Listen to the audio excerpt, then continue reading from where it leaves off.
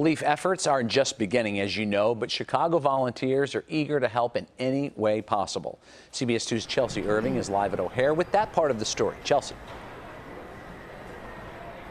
Hi, Rob. Houston's airport is closed, but there are still planes leaving O'Hare here and flying into Houston. Those flights are doing double duty, bringing relief supplies in and getting stranded passengers out.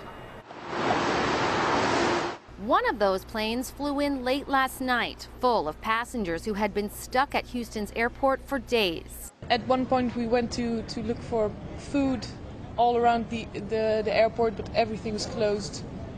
And you saw a lot of people not knowing what to do. They hadn't planned to come to Chicago, but most are thrilled to be here. Amazing, really. You can't fault the airline. It's just nature has took over.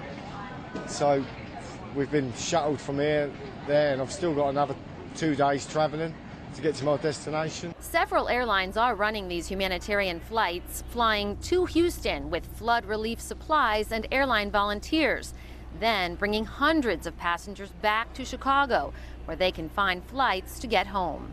I think it's great. I think it's good that they're doing that. I mean, I didn't know they were doing that, so yeah, I'm kind of excited that they're doing that, so it's good.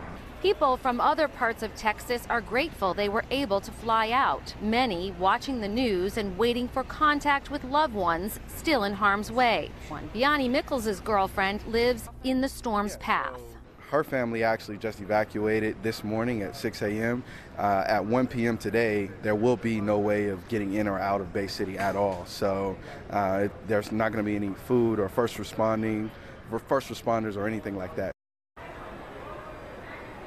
That latest United Relief flight was bringing in about 200 stranded passengers here to Chicago, and the airline is considering running another flight tomorrow.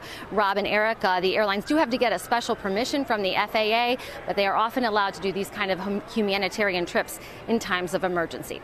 Reporting live at O'Hare, Chelsea Irving, CBS 2 News. Yeah, a great need for them, Chelsea. Thank you.